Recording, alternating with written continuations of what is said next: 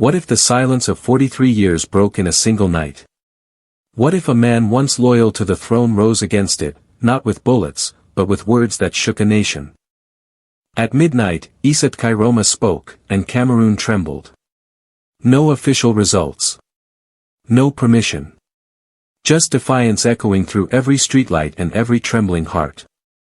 Was it courage, or madness? Was this the birth of a new republic, or the prelude to chaos? One thing is certain, the old lion of Africa has been challenged, and the world can no longer look away. Like, share, and listen closely. Je vais le dire avec gravité et simplicité. Le peuple a choisi, et ce choix doit être respecté. J'appelle toutes les institutions, toutes les autorités administratives, tous les responsables à ne pas se rendre ennemis du peuple qu'ils sont censés servir. Le temps de la peur, de la manipulation et des faux calculs est révolu. Le seul camp qui compte aujourd'hui, c'est celui du Cameroun. Ces résultats m'ont profondément ému.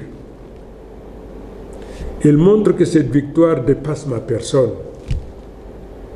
Elle est une sanction claire du régime en place et un plébiscite en faveur d'un changement immédiat, car la victoire est écrasante.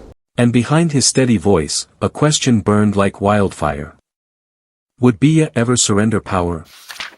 For 43 years, Paul Biya ruled Cameroon like time itself, unseen, unchallenged, eternal. Children grew into adults without knowing another president. Ministers came and went. But the face on the wall remained the same, calm, distant, untouchable. He was there when Margaret Thatcher still walked Downing Street, when apartheid still strangled South Africa. When Berlin's wall fell and rose again in different forms across Africa. For decades, the world called him Africa's last monarch in a suit. But in October 2025, that illusion cracked. Across Yaoundé's rain-slicked streets, posters of Biya peeled away like old skin. Young men gathered at night, whispering under flickering streetlights. They spoke of one word they'd been forbidden to believe in: change. To understand what happened that October night, you have to understand the weight of 43 years.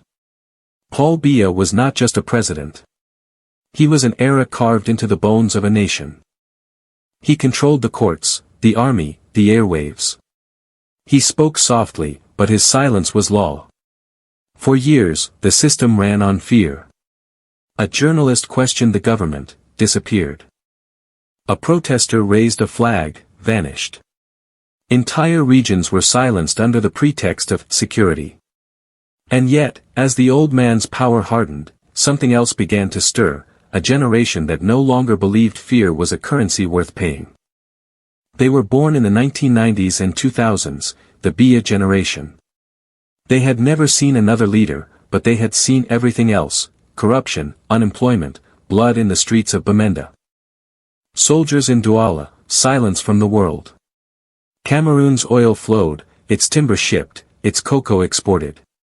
But its youth, its greatest resource, were left behind. They sold mobile cards, drove taxis, coded apps in broken cafes, or fled abroad chasing hope. And every night, their parents switched off the radio after hearing the same voice they'd heard all their lives, Paul Biya's. Until Issa Tchiroma spoke. At first, it was disbelief. A man who once served Biya, now declaring victory over him. Madness. But as dawn broke over Yaoundé, phones buzzed, timelines flooded. Our victory is clear, the caption said. And something shifted. People poured into the streets. Women waved flags. Youths held up phones streaming live from the polling stations. For the first time in decades, Cameroon was awake, not to follow orders, but to demand answers. The regime's response came swiftly, cold as steel. State TV called it a hoax. Ministers warned of treason. But the more they threatened, the more people shared the video. The fire was spreading faster than fear. Across Africa, the story made headlines. How long can a 92-year-old rule? Asked the BBC. Cameroon at the crossroads, wrote Al Jazeera. But for Cameroonians, this wasn't about age or power. It was about dignity. In the markets of Douala, women sold plantains under torn umbrellas. Muttering, "He can't rule forever." In the classrooms of Garoua, students debated Article 113 of the Electoral Code. In Bamenda, where 6,000 had died since the Anglophone crisis began, voters whispered, "Maybe this time, our votes will count." Issa Tchiroma, the lion who turned, became a symbol. Not of perfection, but of rebellion.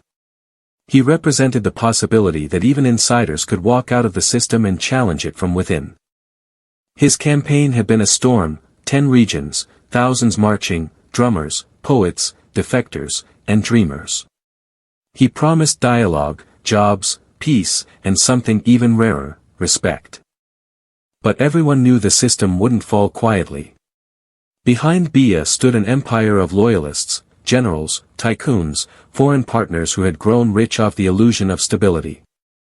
The Constitutional Council, packed with Biya's men, had 2 weeks to verify results, 2 weeks that smelled of manipulation. It was the same playbook every authoritarian used: delay, deny, declare victory later. Yet this time, something was different. Citizens had smartphones. They photographed tally sheets, uploaded them to platforms like Cameroon Vote Watch. One viral post showed a polling station in Douala, Tchiroma, 82%. Another from Biya, 75%. Across 60% of the nation, the same pattern appeared. It wasn't rumor anymore. It was evidence. And that terrified the regime. For years, Biya's strength had been invisibility, ruling from Geneva, appearing only through decrees and portraits. But now, every absence became proof of weakness. Every rumor of illness, a prophecy. Even his daughter, Brenda Biya, had once posted and deleted a message: "He's made too many suffer. Vote him out." The internet never forgets. By the second day after Tchiroma's declaration, soldiers lined the streets. Not to protect people, to remind them who still held the guns. Yet, even as the rifles glimmered under streetlights, young men stood unafraid, holding nothing but their phones, chanting, "We are the people. We are Cameroon." Across cafes. Across diaspora Zoom calls from Paris to Washington, a question echoed. Could this be the African spring reborn, not in the north, but in the heart of the continent? Observers from Mali, Burkina Faso, and Niger watched closely. These were nations of the AES alliance, countries that had already broken free from old colonial chains. And in Yaoundé, whispers grew louder: if they did it, why can't we? Still, the danger was real. Cameroon had seen uprisings before, in 2008, 2018, crushed under the boots of soldiers. Every revolution carries ghosts. But this one carried hope. One youth leader told a local radio host, "We are not against Cameroon. We are Cameroon. We are just tired of living like shadows in our own land." By nightfall, chants filled the air: enough is enough. The phrase had crossed borders, from Bamako to Ouagadougou, from Niamey to Yaoundé, the shared heartbeat of a continent rising. And somewhere behind the presidential palace walls, perhaps Paul Biya heard it too, the distant thunder of history. The next 72 hours would test everything: the courage of the people, the loyalty of the army, and the moral spine of Africa's institutions. But before the storm, there was silence, that brief, trembling pause before the first tear gas canister hits the air. And in that silence, the world watched Cameroon stand at the edge of history. If you're watching this now, you are part of that story.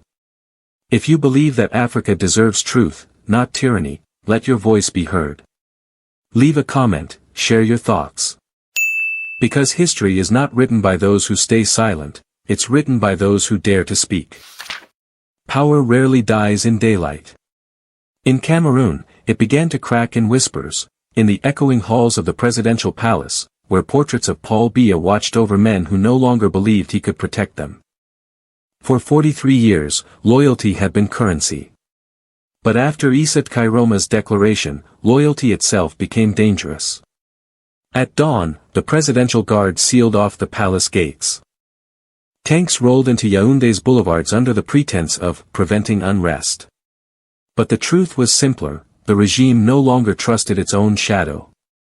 Inside the compound, an emergency council gathered, generals, ministers, the intelligence chief, and Ferdinand Ngongo, Biya's powerful secretary-general. The old man himself, frail and silent, sat at the head of the table, his breathing shallow. "Your Excellency," one general began, "the declaration must be contained. Arrest him before the people march." But another voice, cold and cautious, cut in, "Arresting Tchiroma could ignite war. The streets are already alive." A pause. The sound of rain against glass. Someone turned off the cameras, unofficially. The rest of the meeting vanished from record. By noon, rumors spread that several senior officers refused to sign the emergency decree authorizing mass arrests. One of them, Colonel Mbango, a respected veteran from the Northern Command, reportedly told his subordinates, "We swore to protect the Republic, not a man." Within hours, he disappeared. Elsewhere in the city, state television ran endless footage of calm streets and loyal crowds, a simulation of peace. But on social media, videos painted a different reality, protests swelling, soldiers standing motionless. Some even saluting the demonstrators. Cameroon had entered a new kind of battle, not between armies, but between truths. In one clip, a young sergeant's face flickered in the glow of his phone camera. "We are not traitors," he whispered. "We just want to serve the people." The clip was deleted within minutes, but it had already been downloaded, shared, mirrored across platforms. It became a spark in the digital war for the nation's soul. By evening, the Ministry of Territorial Administration issued its threat. Any individual disseminating unauthorized results will face charges of high treason. That single sentence transformed Facebook into a battlefield. For every post removed, 10 more appeared. For every voice silenced, 3 new ones rose. The regime was drowning in information it could not control. Meanwhile, Tchiroma's coalition, a fragile alliance of opposition parties, civil groups, and defectors from Biya's CPDM, met in a safe house in Douala. The air was thick with adrenaline and fear. "Do we march?" asked one young organizer. "Or wait for the council's results?" Tchiroma looked at him quietly. The room expected a fiery answer. Instead, he said, "We wait, but we prepare." That night, power cuts swept through key districts. Journalists' phones went dead. Internet slowed to a crawl. It was the same old playbook, blackouts before crackdown. Yet something new happened. Within hours, engineers from the diaspora rerouted signals through encrypted satellites, creating shadow networks that kept live feeds online. Cameroon's youth refused to disappear this time. Inside the palace, panic grew. Reports came in from the western regions, garrisons standing down, refusing to disperse protesters. A major from Bamenda reportedly told his command, "If the people are guilty of treason, then so am I." The old order was unraveling. At midnight, Ferdinand Ngongo entered Biya's private chamber.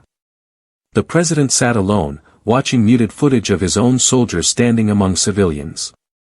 His hands trembled. "They are hesitating," Biya murmured. "They are waiting for orders, sir," replied Ngongo. "And what about you?" "I serve the state. The state is me," Biya said, voice cracking. Ngongo didn't answer. He bowed slightly and left.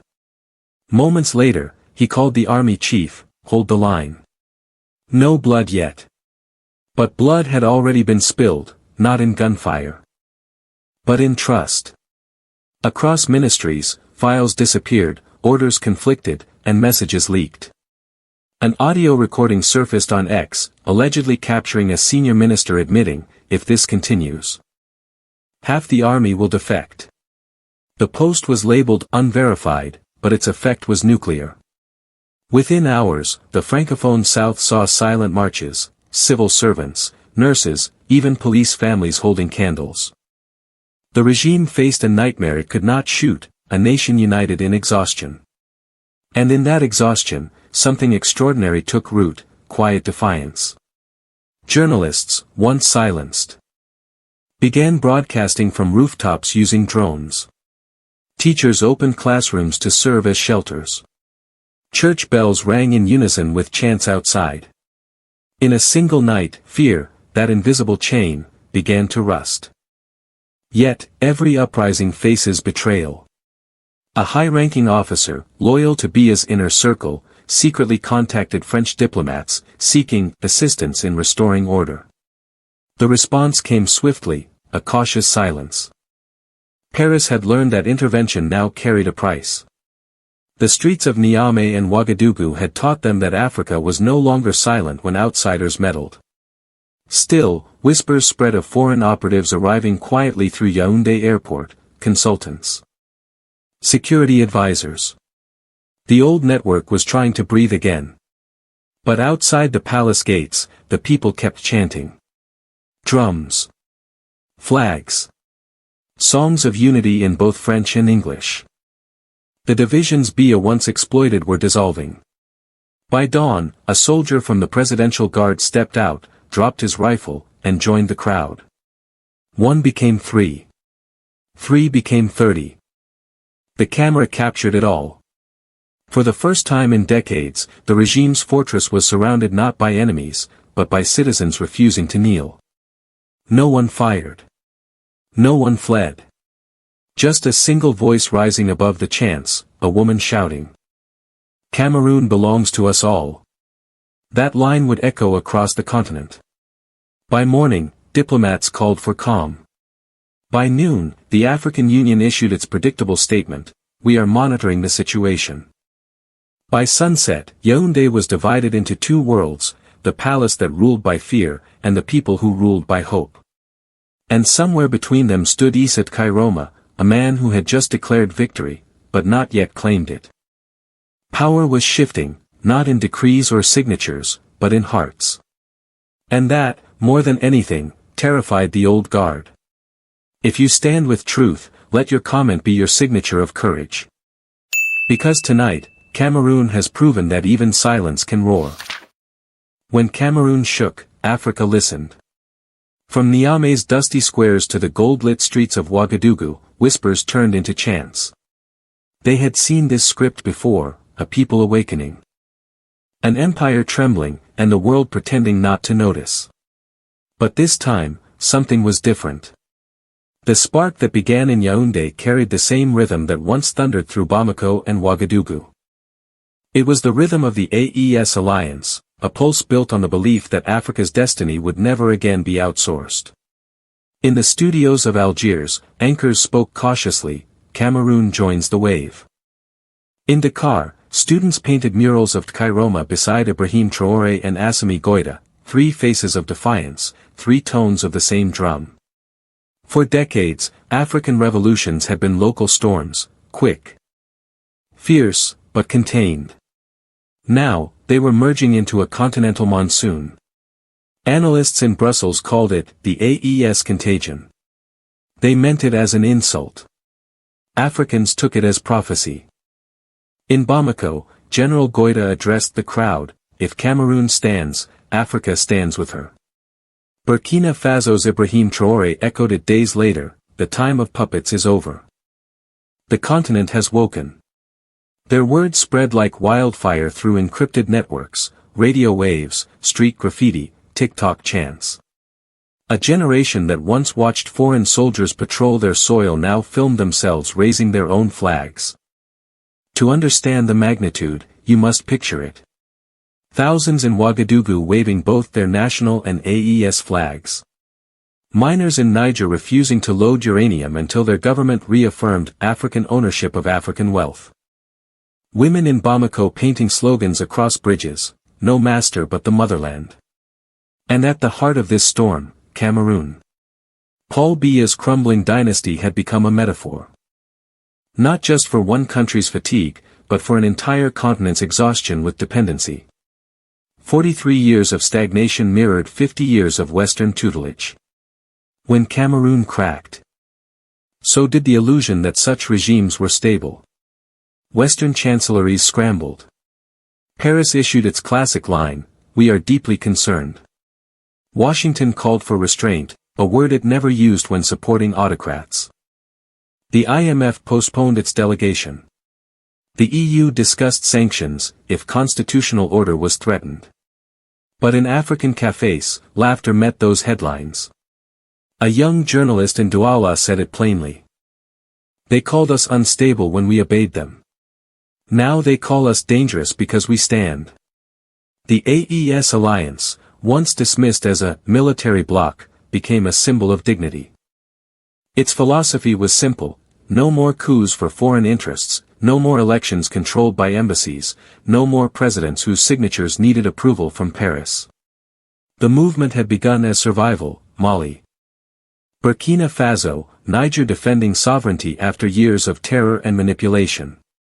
But by 2025, it evolved into something deeper, a continental awakening. Cameroon, by its crisis, had entered the conversation uninvited but welcomed. For the first time, AES leaders spoke of a fourth seat. Not officially, but in spirit. In a speech broadcast from Bamako, Goïta said, "Every nation that reclaims its dignity is AES in heart." And that was the point. AES was never just about borders.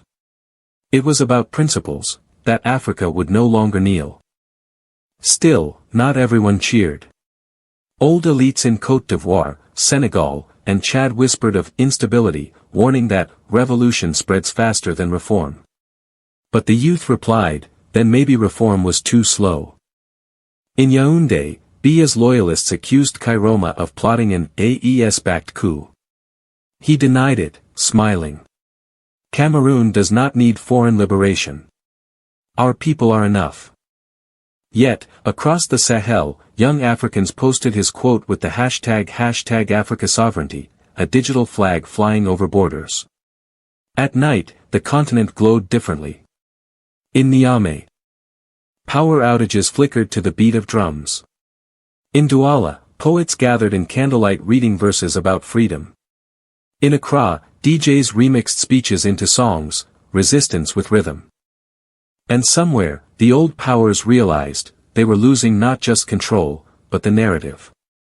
When France withdrew from Mali, the world called it defeat. When AES expelled foreign troops, they called it defiance. Now, with Cameroon trembling, they called it contagion. But history may call it healing. Because beneath the noise, the sanctions, the statements, the accusations, Africa was learning something profound. Power doesn't flow from recognition. It flows from conviction. The youth of Cameroon didn't need the AU's blessing to demand truth. The soldiers of Mali didn't need NATO's approval to defend their soil.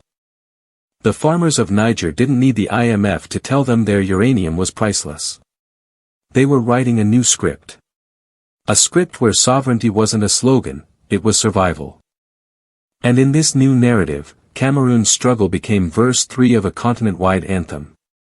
It sang of unity without uniformity, rebellion without hatred, identity without apology. It reminded the world that Africa's revolutions are not explosions, they are resurrections. By late October, as Cameroon's Constitutional Council delayed results again, AES media outlets ran a single headline.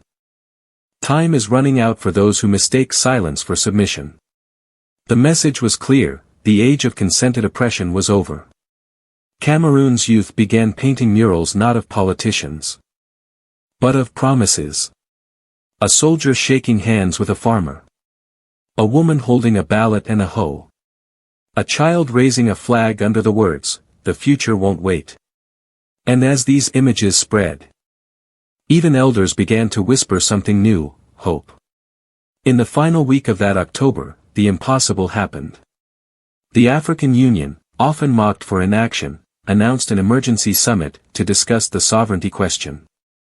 It wasn't much, but it was a tremor in a once immovable mountain. Across the continent, church bells, mosque calls, market radios all echoed one thought. Africa was talking to itself. Not through intermediaries, not through approval, but through conviction. In Bamako, Traoré said it best. Sovereignty is not a gift, it is a responsibility. That line reached Yaoundé like thunder. Because Cameroon, weary and wounded, finally understood. Their fight wasn't just for power, it was for meaning. And somewhere deep within those same palace walls where Biya once ruled by fear. A younger officer whispered to a colleague. The wind has changed. He was right.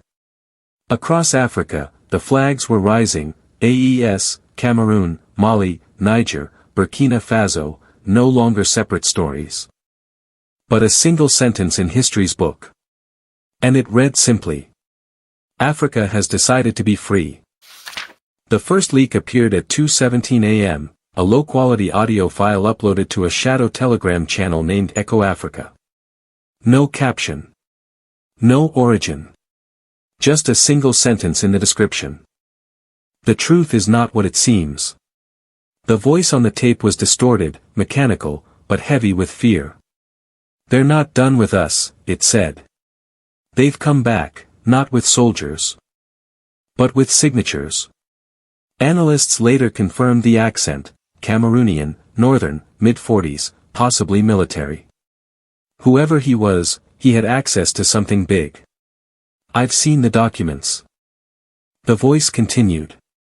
Meetings in Paris, Brussels, even Abuja. Contracts ready, uranium, oil, port concessions. They planned it all before the vote. They thought Biya would win again. He was the guarantee. A pause. Static hums. Then a whisper. Now that he's falling, they're moving faster. Private planes. Advisors. They want to keep the same system, with a different face. The recording spread like wildfire. At dawn, social media lit up with the hashtag the message from the shadows. Independent journalists verified flight logs showing European envoys landing in Douala under development missions. But no one explained the timing, or why French military contractors were quietly seen at the port the same night. It wasn't just politics anymore. It was a chessboard, and Cameroon was the prize. In Yaoundé, Tchiroma's team dismissed the audio as psychological warfare. Yet within hours, a second file surfaced, a video this time. A man in uniform, his face blurred. Reading from a note. The system is splitting. Some of us are with the people. Others have sold the country again. Choose your side before it's chosen for you. Then, a gunshot. The screen went black. That clip lasted 9 seconds. It was viewed 9 million times in a single day. Across Cameroon, fear returned, but so did fury. Whispers of foreign plots only strengthened the people's resolve. This time, no one wanted another puppet, whether in a uniform or a suit. Meanwhile, Western outlets began running stories of regional instability. Commentators framed Cameroon as the next crisis. They warned of chaos, but the undertone was clear, fear of losing influence. But in the streets, murals appeared overnight. A hand pulling a flag from the shadows, painted beneath one phrase. You cannot colonize what has awakened. Inside embassies, lights burned past midnight. Diplomats drafted statements, weighed sanctions, and watched a movement that refused to fit any of their categories. Because this was no coup. It was a reckoning. And the tape, real or fake, became the mirror none of them could look away from. At 11:47 p.m., Echo Africa posted one final message before going dark. History listens to those who whisper before they are silenced. Then the account vanished. But the words remained. Reposted, painted, shouted, sung, across a continent that had heard enough lies. Cameroon's battle was no longer just political. It was spiritual. And in the silence that followed, the question lingered. Who really rules Africa, the ones in power, or the ones who dare to speak from the shadows? The sun rises over Yaoundé, and the air feels different, lighter, braver, alive. For decades, fear ruled these streets. Now, it's gone, replaced by something ancient and unstoppable, pride. No matter how the Constitutional Council writes its verdict, something irreversible has already happened. A people who once whispered now speak with thunder. A nation once silent now roars. Issa Tchiroma's words were only the spark. The true fire is the millions who stood, farmers, teachers, mothers, soldiers, refusing to bow again. Paul Biya's era may end in silence. But Cameroon's new chapter begins in chorus. And that chorus is not just Cameroonian. It's African. From Mali to Niger, from Burkina Faso to Cameroon, one anthem echoes. Sovereignty is not negotiable. History will remember this not as a rebellion, but as a rebirth. And if you believe that the roar of Africa should never fade, like this video. Comment your truth. And subscribe to stand with a continent reclaiming its soul. Because the lion has awoken. And this time, it will not sleep again.